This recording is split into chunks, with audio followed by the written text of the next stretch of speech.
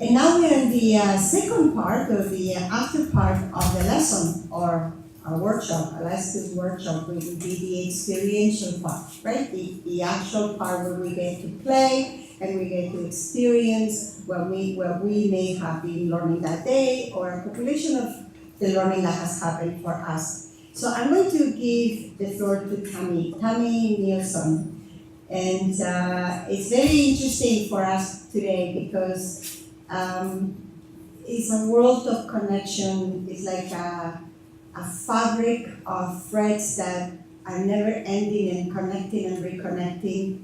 Liz was Tammy's instructor, my life skills coach instructor is also here. Tammy and I collaborated with the Life Skills Coach iCoach website. Here, coach is here. I coach some of you here. Your coaches are here. This is like a big family. This is like really, we are a community. We are a learning community, and we want to keep it this way. We really, really want to keep it this way. So without much ado, Tammy, anyway, you're in the best of hands, and here she is. Thank you so much, Dolores. I've been saying to different people that I've seen that this is a really full circle moment for me because Liz White actually introduced me to the Y. I got hired when I was in college at a ripe age of 19 by the Pre-Voc program, which was a pre-vocational program for disabled youth. And I had a conditional acceptance because I didn't have a life skills coaching certificate. So I was accepted with the guarantee that I would take the program by the end of that summer. I had no idea what I was getting into, and that was the summer that they actually created the Phase 2. So in true Tammy fashion, I took Phase 2 first. I was in the first ever pilot of the Phase 2 Life Skills Coach Training Program, and I got my Phase 2 certificate, and then in August, I co-facilitated Phase 1 with Mickey Mayhall to get my grade 1. So when I saw the call for the invitation to both participate but also to present, I thought, let me give back. Life skills has been a foundation in my career. I have my own practice. Now we just celebrated, believe it or not, 25 years. I have a business called Creating Realities, where I get the privilege of working with individuals, organizations, teams, and communities to help them create their reality. I'm a coach, I'm a facilitator, and I'm a community animator. And I was thinking, what could I share that would help to both animate the power of life skills, but also to demonstrate kind of how I've taken it and evolved it and utilized it in my career. So I wanted to talk to you today about something called collective wisdom. Let me start by saying, please take what I share that fits with you and leave the rest. Also, that what I'm going to share with you today, I could talk for hours about this work, and I want to try to talk about it for 25 minutes so that you can actually experience it for 25 minutes. So I'm going to talk about a piece of the pie, but I have had the opportunity to work with this in different environments, which I'll talk about. So collective wisdom circles. My hope today is to really share some of my passion in hosting collective wisdom circles, to share some inspiring stories of the impacts that I've seen in working with collective wisdom, and to really give you an experience of deeply listening and connecting to your own wisdom as leaders. Just quickly, before I go on, how many of you are life skills coaches actively right now? I'm just curious. So about a quarter of the group. How many people are managers or lead teams? About a third of the group. How many of you have been in a life skills coaching group? And how many of you have no idea what life skills is? Perfect. Yay. So excited. So I've kind of broken down my time into wanting to offer three things to you. Tell you the story of how I came to Collective Wisdom through my own work and co-created the Collective Wisdom Circles. I want to share, there's a lot of theory and research about collective wisdom work, and I really, as I said, I want to have you experience a journey of collective wisdom by accessing your own wisdom as a leader. As I shared, I'm a coach, and I do a lot of facilitating, coaching, both independently. People come and see me, but I have the opportunity to work with a lot of organizations. I started seeing a lot of themes about 3 years ago. I'll tell you this, I'm going to focus today on the story of working with women leaders, but I have had the opportunity to use collective wisdom circles with the University Health Network in circles, in groups, day-longs, where they support leadership development with 300 people coming together. I've had the opportunity to use it as peer supervision for different coaches in the Ontario Network and trainers. I've also had the opportunity to use it around burnout and resiliency in large environmental organizations like Greenpeace. So there's so many different ways in which I've found to apply this. What I'm going to talk about today is using it with women leaders in the not-for-profit and social change movement. So as a coach, both working in organizations with these women leaders and also coming to see me in my own private practice, I kept seeing a common trend: burnout, isolation, overwhelmed, and feeling an over sense of responsibility for everything that they were in control, asking to lead. And I'll be honest, as a coach, I found myself getting a little concerned and disillusioned. What are we doing to our leaders? How do I create some kind of container of support that's going to offer them the opportunity to step back and to kind of reevaluate and to see what it is that they are getting caught in as a story of what leadership should look like? So I literally, I think it was Ian that asked if anyone had a vision. I literally, in the bathtub one night, had a vision of women sitting around a big cauldron, stirring it, naked feet, all I saw was feet in women's hands stirring this pot, telling their stories. And I was like, tribe. We've lost a sense of tribe. We've lost a sense of community and support. And so the vision continued, and I chose to write it down. And I thought, what can I do with this? And so my practice is very much about, instead of sitting in my office and developing something, I go out and talk to as many people about it as possible to find out, is there a resonance with what I'm seeing and what's needed? And I get people to literally co-create and help create what it is that's needed. So I chose 10 different social change leaders that I've worked with, women, and I asked them questions. I asked them questions about what's their current reality look like? Where are they getting the support they need? What stories are they getting caught in around their leadership? What is the experience that they're having? So I had 10 lunches over about a 3-month period, and there wasn't a dry eye in the house. Everybody was experiencing a lot of the same things. And what I found myself asking is, what is the container that can bring some of these women together to really drop down and more deeply listen to themselves, access? Because every one of them would tell me what wasn't working and told me what was needed. They were telling me what was needed, and yet they were having a hard time integrating that or applying that into their own journey. So that was the beginning of Collective Wisdom Circles for Women, which we started 2 years ago.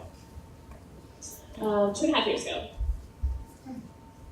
What I witnessed. So Collective Wisdom Circles, we have offered them in different ways. We've offered one day just as an access point to trying something new that might be different and scary. We've offered them in weekend day retreats on the Toronto Island. We've offered 8-week series, and we've offered them as a weekend retreat. So we've had different kind of configurations of it to offer different access points and risk levels of involvement. And as of last season, we've had a waiting list of 12 to 15 women for each gathering. So I'll tell you a little bit more about that, but we've expanded our leadership team since then. Let me tell you what I witnessed in bringing, on average, there's anywhere from 12 to 15 women that come together in these gatherings. I witnessed women opening to trusting their own power as leaders. It's amazing to me to have a physically powerful role, but feel powerless in it. Has anyone ever had that experience? Yeah. I witnessed women redefining and rewriting their own leadership stories, really sitting back and asking, what's hindering me about this belief I have? So one example that comes to mind is a senior leader in our city of Toronto having this idea that if she gave more, did more, it would help create more equity in our high priority neighborhoods. One woman had that belief. Do you think that's possible? No, I've certainly got caught in that. Giving more, thinking that's going to have greater impact. And it was her, and I'll tell you how, what the process looks like, but it was her journey to ask that question of herself that shifted that paradigm of thinking for her. It wasn't me as a coach. How many of you are individual coaches in the room? Yeah. How many of you have your clients coming to you asking you to try to figure out their problems? So it's amazing, I'll tell you a little bit more about that. It's amazing how many questions I could individually ask, and yet you put 15 women in the room together, they ask themselves and each other that question, The change I see is far more fast and more dramatic than me as one person asking that question. I watched women challenge outdated norms and identify new boundaries for self-care. This idea of who they should be as a parent and as a worker, and what does that look like? I watched them challenge the expectations of their employers to be able to redefine how they could take better care of themselves. I watched them let go of self-doubts and criticism that impeded their effective leadership. It's amazing to me what speed, the amount of deliverables that we expect, and how that separates us out from identifying what it is that we're offering and how effective are we being. And so almost every woman that I met was questioning, should I be doing this? Am I any good at doing it? Is my work having any impact? And it was wonderful to watch them step back and identify. I watched them open to taking in that impact that they're having. And more than anything, we had set an intention for hosting these circles to help build organically a community of women. The way that women have connected is beyond our expectations. And I put a couple of words there because there was a creation of passionate and authentic relationships that naturally created a community of women leaders. It's amazing to me, I can set an intention for myself, but if my colleague and friend Nadia knows that that's my intention, to take care of myself better, I can't get away with it in the same way. And that's what I watched, women holding each other accountable, challenging each other. This is a Marianne Williamson quote that I found kept emerging. And there's something very simple about the theory and the model of collective wisdom. It's creating space for us to hear, going back to the affect, and connecting with that emotion, connecting with the variety of truth, to find those true feelings, and from there allowing the emergence of wisdom within to happen. I'm happy to share these slides. I see people taking pictures. So let me tell you a little bit about where this comes from. And again, in true Tranby fashion, I started hosting collective wisdom circles before I read the book. I didn't even realize that there was a theory behind it. I'm such an experiential learner. I like to dive right in, and then I go, oh, people have researched this. Oh, people know the neuroscience behind it. Over 10 years ago, the Collective Wisdom Initiative was formed by a network of practitioners and scholars out of the United States. The Fitzer Institute, which is based in the States, also supported the development of this network and a book called The Power of Collective Wisdom and The Trap of Collective Folly. Again, because I only have 50 minutes with you, I'm not going to get too much into the collective folly, but the idea of anything can hinder or help. So we can bring people together in a collective way, and we can go into a dark and unhealthy place. I'm going to focus today on just why is it important to access collective wisdom. You can find more information there. One of the things I wanted to say is about my journey with the Collective Wisdom Circle before I jump into some of the theory is I don't necessarily use the life skills model as it's mapped out in my preparation of a design. But as you were standing up here right now saying, what did we discover this morning in Liz's presentation? What did we discover? I was like, I'm using it all. And so I really believe that this wisdom lives in all of us. And that my invitation today is really just to plant a seed to how can you think about your role as what I like to call a host of accessing that wisdom. You'll hear me use that language a lot. The journey of hosting collective wisdom circles for me really shifted my role from facilitator to host. I still facilitate a lot. For me, the slight distinction is as a facilitator, I come with an agenda. I come with a real framework of what it is I'm being hired to do, what it is I'm being asked to facilitate. As a host, I'm embracing the mystery and setting an intention of why everyone's coming together and then convening an experience and a conversation. I think that requires a different aspect of my competency. Somebody used the word intuition earlier. It 100% relies on my intuition, and it also requires me to detach and to surrender. Does anyone have an agenda for a group and you get in within 3 minutes you have to open up the window and throw the agenda out because the group has another agenda? Yeah, that's exactly what happens. So from the book, these are some of the definitions they've offered. Wisdom reflects a capacity for sound judgment, discernment, and the objectivity to see what is needed in the moment. Collective wisdom, which is where life skills comes in for me, there's something really powerful about putting a group of people together in a room, right? Collective wisdom reflects a similar capacity to learn together, evolve towards something greater and wiser that we cannot do as individuals alone.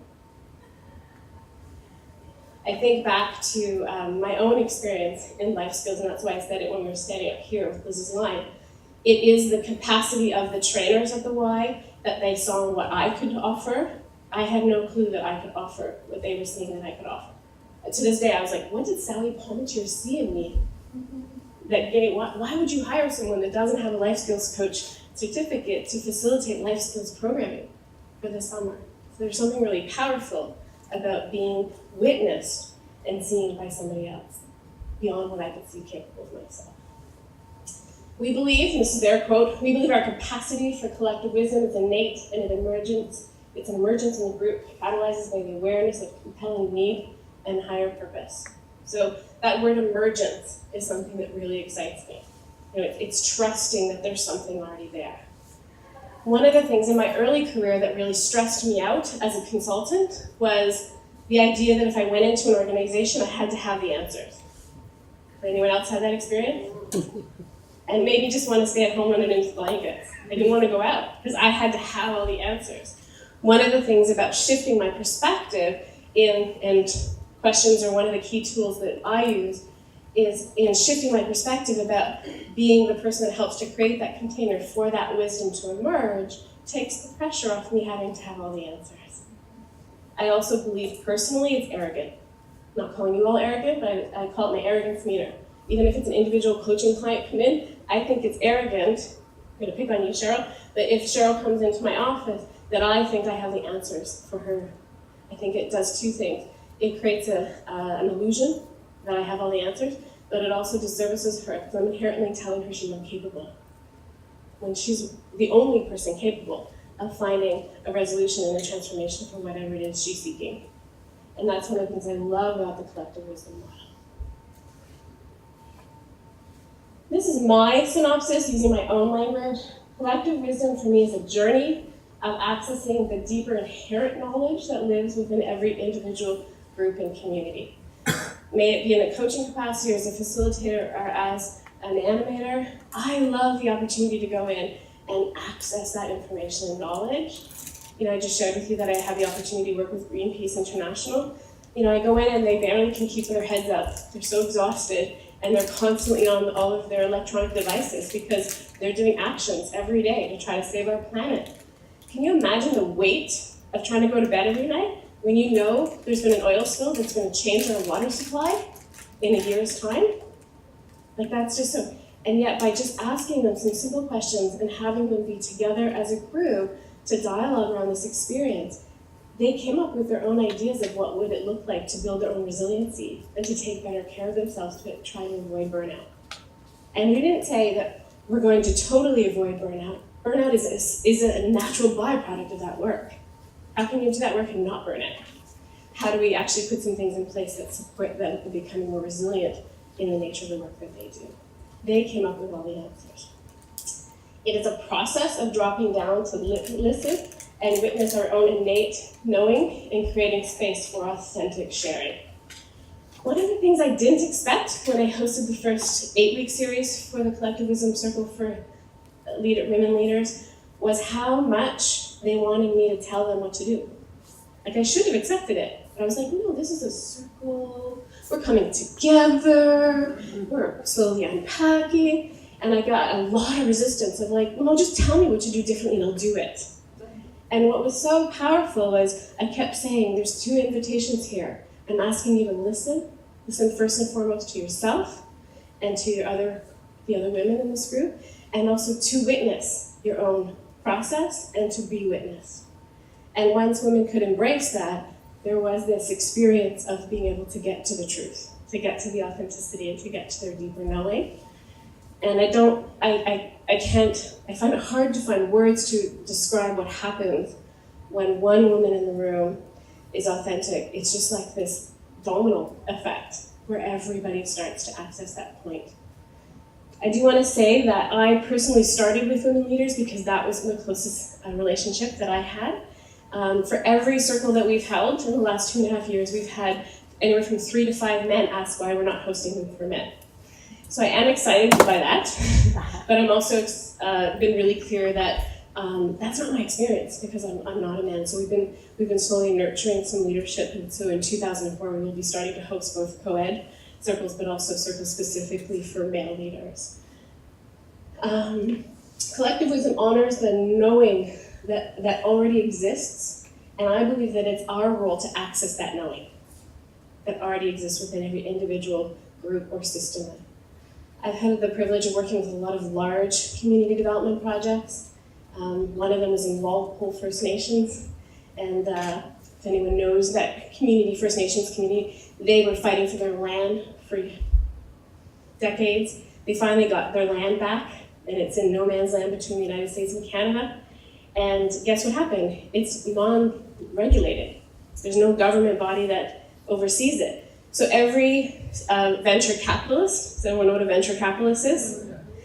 Like, I'm talking day 2, they get their land back and Hummers are being flown into this community. This is a community that lives in intense poverty, has huge addiction and mental health needs, and a ton of history of trauma, personal trauma and cultural trauma from the ways in which they have taken their rights and their land away from them.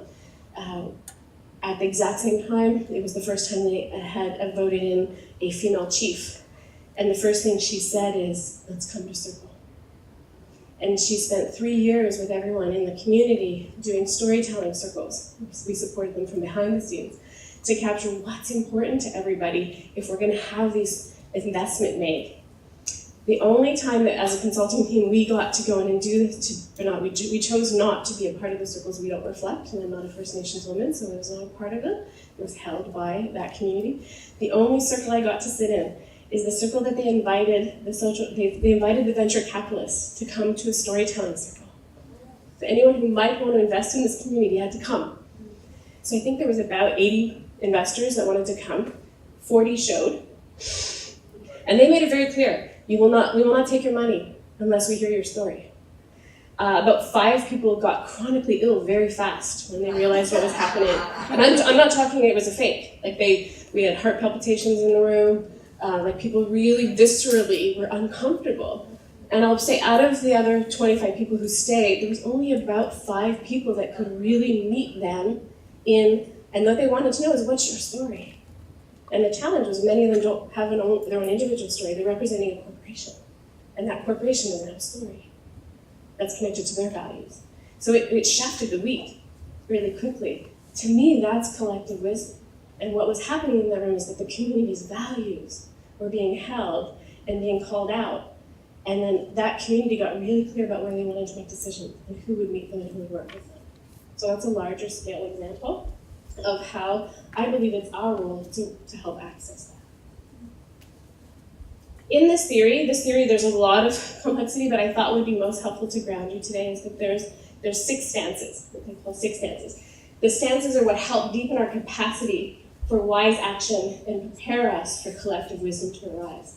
I can't remember who it was, but somebody along the line said active listening. Who was it that said active listening? Yeah. The first stance is about the ability to deeply listen. I think the challenge with that is as coaches and as facilitators, it's an external listening. If you were in my group, it's about my commitment to listen to you. The invitation I pose to you today is, how are you listening to yourselves? Because if I can't access my own wisdom and I can't access that deep knowing in myself, I cannot be authentically present with my group. I don't think that's easy, because all kinds of stuff comes up when I listen, and we talk about that. All kinds of triggers, all kinds of insecurities, all kinds of fears. But the invitation is to deeply listen, and in our groups we also add witness. So witnessing myself, being able to step outside of my own story to be able to witness where I am and where I'm not. The suspension of certainty. Doesn't that sound easy? How many of you feel comfortable with uncertainty? Very few of us do. Why do you think that that's a stance to being able to access wisdom, either within an individual or a group? Because then you don't have your own focused agenda. You have to open up your mind to allow other ideas and senses to come in. Yeah. And So I don't know if you heard it, but it's if I have to let go of my agenda to open up the opportunity and to let other things come in. Absolutely. I think this is one of the most challenging things as a host or a coach is I get attached. I get an attached idea of where I think you should go or where I want this group to go. The opportunity, which I find very liberating, is to hold space for a group and say, I have no idea where we're going. And it's funny, people get terrified by that initially, but then they feel total permission to go there. We just started a collective wisdom leadership initiative. We're helping to build more of a hosting team so we can offer this at greater capacity. And these people are all paying to be there for 3 months with myself and my other hosts. And last night I said to them, I have no idea where we'll be at the end of 12 weeks. So I have no idea. And I saw the like, what do you mean you have no idea? I want to know where you're going to take me. And what I could come back to is what I do know. What I know is you all have the capacity to host. What I know is that we all have ways in which we have strengths, and we all have areas in which we are struggling, and together we're going to explore that. Seeing the whole system and seeking diverse perspectives. That stance is an invitation, and I wanted to tell you a story about that. That stance is an invitation to shift my own perspective. I have a certain set of lenses that I see the world through, always. And unless I'm challenging myself, I think it's such a gross metaphor, but I love it. Jacob Moreno, who's the founder of Psychodrama, this has been a trainer of mine in Psychodrama over the years, talks about the idea of taking my eyeballs out of my sockets and putting them in yours. Gross image, apologize for those of you who are visual.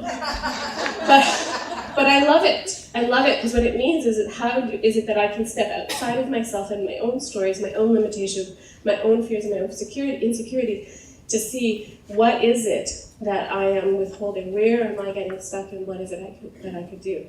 And I have had the privilege of coaching many of the women who've been in the circles, and there's ways I've asked questions as a coach, or ways I've posed opportunities for reflection that they have taken, but not made changes. As one woman who has a very different experience in life with the same challenge or the same theme, asks that person a question, everything changed. And so that's what I love about the collective wisdom, is the opportunity to have insight and perspective beyond my own and seeing it as a whole picture. The other story that I can offer there is I'll never forget that we did a 2-day retreat on the Toronto Island, and there was 2 women that I would have never thought. I'm a connector. I love networking and connecting people and to resources. And there was 2 women, both who held senior leadership roles.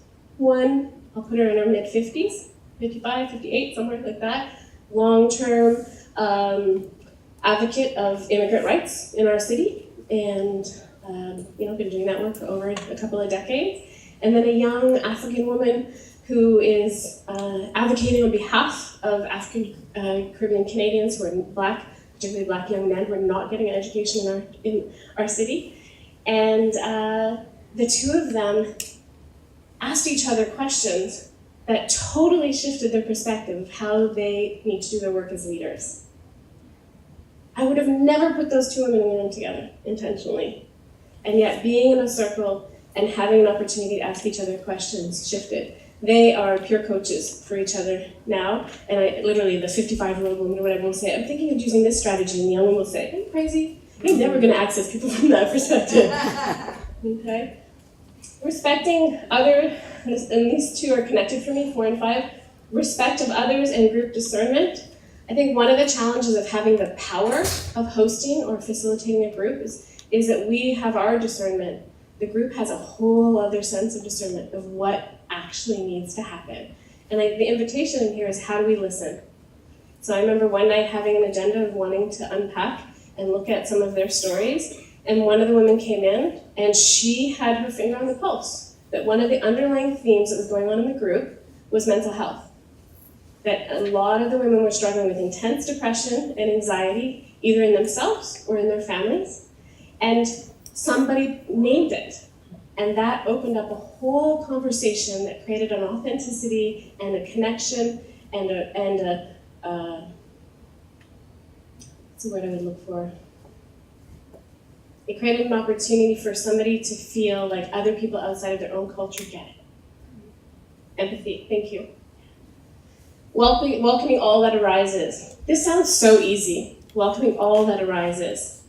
You know, this happened last night in our initial training. I thought everyone would be so excited and gung-ho, and when we started looking over what the 12 weeks would look like together, the resistance in the room just rised. And some part of me could have gone, come on people, get excited. But no, what I did is I just held place for the resistance.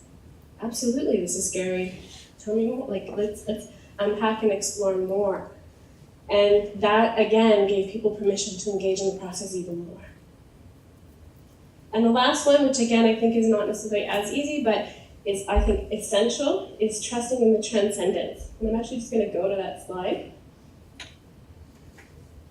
Underlying critical to all of these stances of collectivism emergence is respecting the respect of human agency, the power of nature, Mother Earth, nature being connected, and the significance of spiritual dimension to the activities we undertake. So one of the things that we very proactively articulated in our invitation for collective wisdom was honoring the rites of passage that women leaders were on. Meaning, how do we mark these different phases, times of life, stories that they're on, how do we actually mark that? And consistently what we've heard is there's been very few opportunities. There's a disconnection from their own elders, their own community members, and there's been an opportunity to reconnect and find ways of marking these phases, maybe a letting go. I can't tell you how many women have changed careers going through the wisdom circle because they realized they're not because they hated what they were doing, they were done. But there's no ending rituals in our culture. And so they had these circles of women that shared in that journey with them. We also look upon the world with awe and wonder. We are better able to see constructive possibility rather than simple constructing limits. It's just so much more powerful when you're seeing someone else take a risk, try something that you really want to try, but you don't think is possible. And what's amazing is, like, I don't know how many times I've heard people say, you can say that? You can ask that? You can do that? Because if that's not been my experience and I've not seen that opportunity, then I don't know it's possible. And so there's something really powerful in bringing people together to access that collectively, that accesses possibility. What I'd like to do is give you lots of time, so I'm going to give credit to Cheryl Gordon, who's actually in the room. One of the things that's come out of the collective wisdom work is that the women are organizing themselves and creating an anthology where they wanted to write their stories or illustrate their stories and tell their stories. And Cheryl Gordon is a woman of words and loves to play with words and created this visual that just really spoke to her journey with the wisdom. So I will come back to this slide. So building on your previous session, I need your help with creative problem solving. I would like you to get into groups of 5 in a theater-style seating. So what I'd like to ask you to do, and then I'll tell you what we're going to do, is I'd like you to try to, this space could be used also because you can use it, but you're probably going to have to, unfortunately, turn around and meet with people in front of each other, behind each other. But I'd like you to find 3 to 4 other people that you might not know and to form a circle. While you're doing that, I have 2 people that are going to come around and give you a stone, 1 stone per group. And once the groups are formed, if you guys can just introduce yourselves, I'm going to ring the bell and then I'm going to tell you what we're doing. So find 3 to 4 other people. Thank you, everyone. I can tell that I'm in a room full of planners, coordinators, and facilitators because that was probably the most effortless way of doing that. There's a couple of core ingredients that are really important in Wisdom Circle. One of them is circle. So thank you for finding a way of making circle in a square space. The other thing is about reflection. So in a minute, I'm going to give you a few questions, and I'm going to ring the bell, and you're going to get an opportunity in silence just to take a moment and reflect, and allow whatever comes up in those questions to come up. You will not have to share everything that comes up with the group. You'll have discernment. What's important for me in that is let whatever comes up come up, and try not to edit it. Try not to critique it. Because sometimes the most instant reactions are the most authentic reactions. They're not always the most politically correct or the most gracious, but they're usually the most deepest part of my own wisdom when they come up. So I'm working into groups. Does everyone have a stone? Yes. So we use a talking item, and today I decided to use crystals. And it's an opportunity to really place our focus and intention on the person that's holding it. How many of you, when it's a circle and it's coming around to you, don't hear the 2 to 3 people in front of you because you're busy thinking about what you're going to say? Yeah. So we're not going to go in a circle. Okay? You're going to get a chance. I'm going to ring the bell and go into some reflection. I'll put the questions up before I do that. When I ring the bell again, you'll get a chance to whoever wants to go first to share will choose the crystal that's sitting in someone's hand. And whenever you're done speaking, just put your hand back into the middle of the room and whoever feels like they want to go next will go next. As in any circle, you have full permission not to participate. What I really ask that you not do is cross-talk, analyze, or try to fix anything. No one or nothing is broken in this room today. That make sense? Any questions about what I'm asking you to do? You will have about 20 minutes. So I'm going to ask you to self-govern timing to make sure space is created for everyone. Okay, I'm not going to ring every 3 to 4 minutes. That will be distracting. I'm just asking you to self-govern as a group. Okay? And then we will come back and I'll unpack some of your shares. So these are the 3 questions. You do not have to answer each question. These are reflective questions for you. What helps me deeply listen to my own wisdom as a leader? What hinders my ability to be present to my own wisdom within groups? What stops me? What resonates for me around collective wisdom? You're welcome to share any experiences or beliefs that really came up for you today as I was sharing some of my own stories and journey with collective wisdom circles.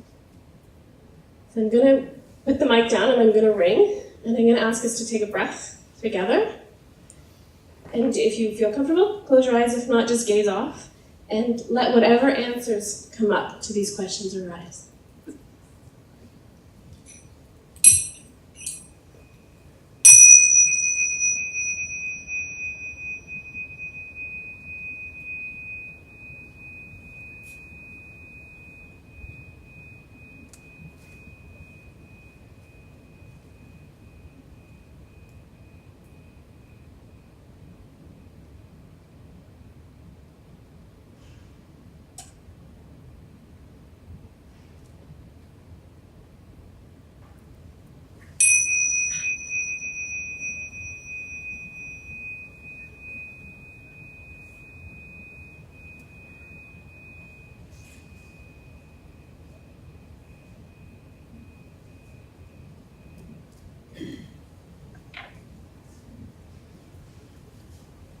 So whoever is holding the rock, just simply put it out in the middle of the circle, and whoever feels called to go first.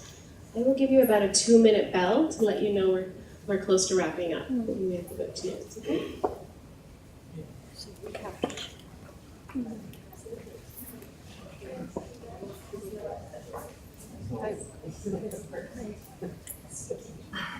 As a leader, what calling is to believe and say that everybody in my group have their own messages. If we can have their truth out, and we can sing that even with children. To be able to explore and to sing that they can be out. I am doing the last phase of life skills right now, and I've worked with life skills groups quite a bit, so I'm still a little time. What I like the most is she mentioned how important it is to be teachers need to accept we have no time for creativity. We have short time because you need to Please finish your final thoughts. It's just exactly like I was describing where you go. I'll just take a moment and acknowledge your circle. Acknowledge your circle. Just take a moment and acknowledge your circle before we open your circles back up. So I think acknowledges the various ethnicities and histories and cultural values that infuse that, and it's literally a lot of the things that are bringing Welcome back. philosophy. Welcome back. I'm always open to hearing what No. So I'd love to do just popcorn style meeting, just one word, kind of hearing out. What were some words that came up in your sharing that stayed with you, that either your sharing came from you or something that inspired you, like what you heard from someone else? Just words. And we'll just do popcorn. I invite you to speak as loudly as possible. I may repeat them if I think they're not heard. Enriching. Empowering. Relating. Connecting. Trust. I missed the one back here. Non-judgment. Non-judgment. Connecting. Connecting. The body. The body. Trusting the process. Trusting the process. One of Yeah. the words. Of course, Dolores would take 2 words. Reflecting. Did I miss something over here? No, we were just saying that, who's the person who said the body? The body. Yeah. Why did you say that? Well, I guess speaking from my own experience, when I'm not, my wisdom is in my body. My wisdom is in my body. Wordly, I get you. Okay, got But it. even literally, my wisdom is in my body. Yeah, missed that. And there's a way in which reflection, breathing, just sitting together in a circle can reconnect me with my body. What are words that you heard that are things that help us connect to our wisdom? Silence. Awareness. Co-leaders. Co-leaders. Witness. Perspective. Perspective. Lack of expectation. Lack of expectation. Sharing. What hinders? What stops you from being able to connect? And trust. Self-doubt. Having to get the facts. That was 3 words, Dolores. You're pushing the envelope. Facts. Facts. Having to get those facts. Noise. Yeah. Fixing.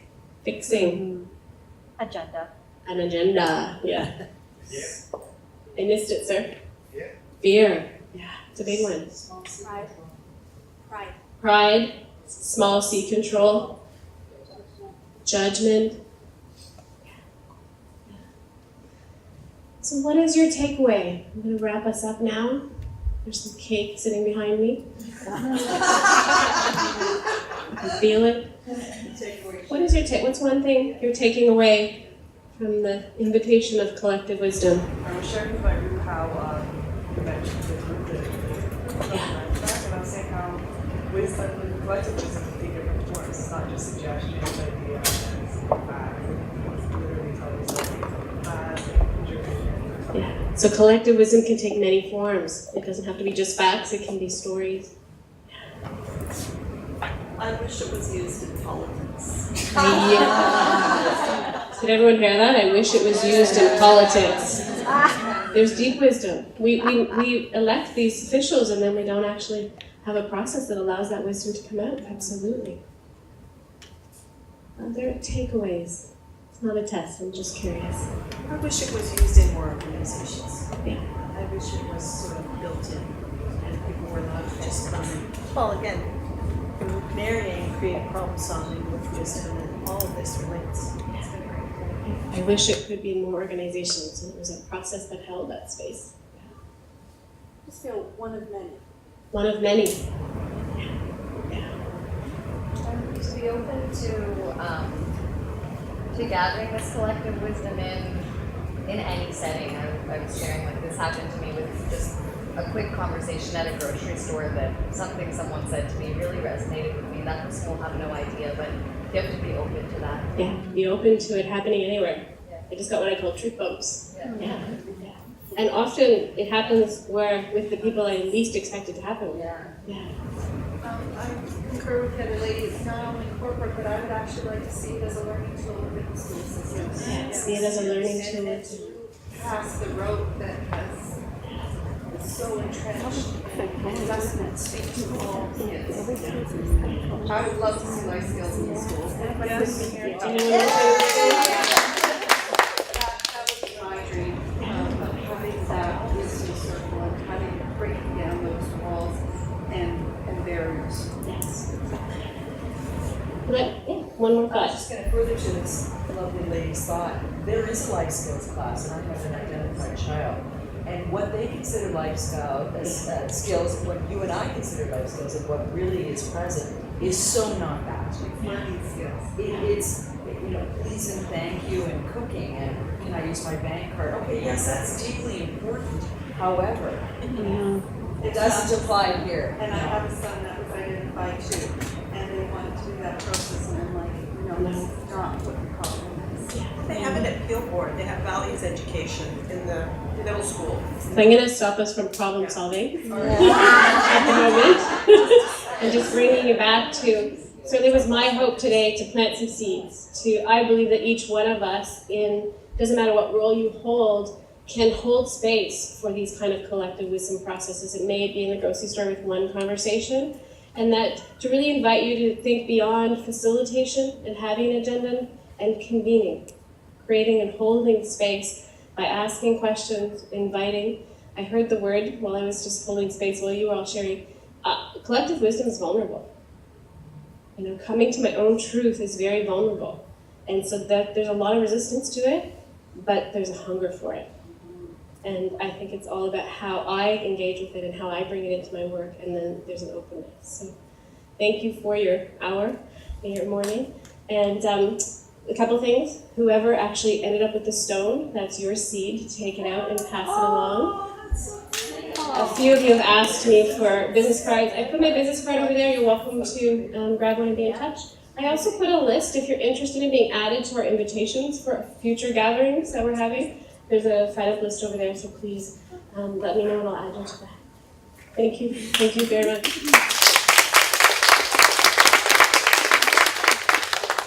So I will ask we're just about finishing. We are going to blow the candles of the cake because this is a celebration and we're going to eat the cake. But before I send you on your way, and you're welcome to hang around and talk to us, I'm going to invite my presenters to the front of the room, Anna and Ian and Liz.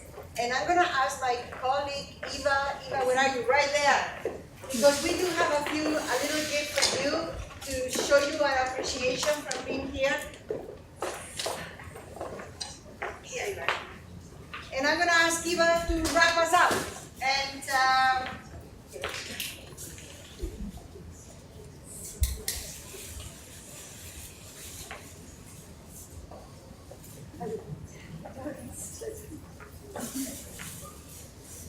yes, it's that.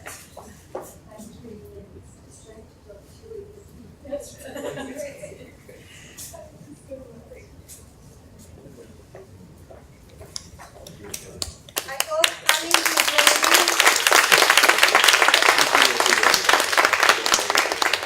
you can tell we didn't plan this really well, but anyway, I hope that coming this morning was worth your time.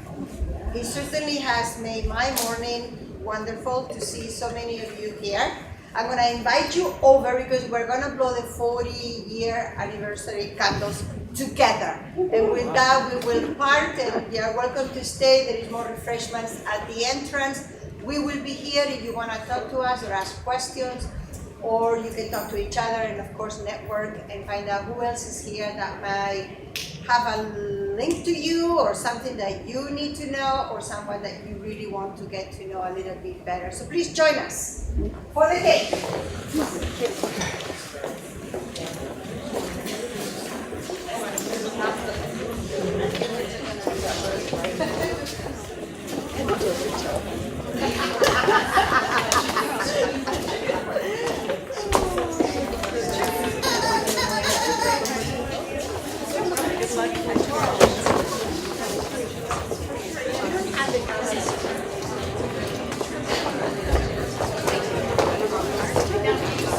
Contact with him.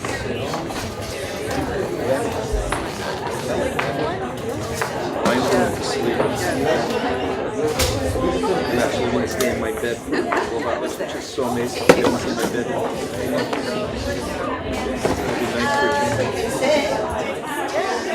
No, you didn't. No, my. Yeah, so that's, and then Join us, come over, come over. I know it's ridiculous. Unless you can I go don't from say such a very much. distance. I don't sound like that guy.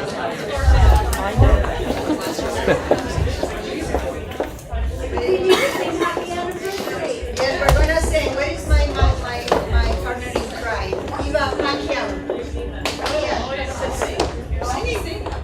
Sing it. All right, at the count of 3. 1, 2, 3. Happy birthday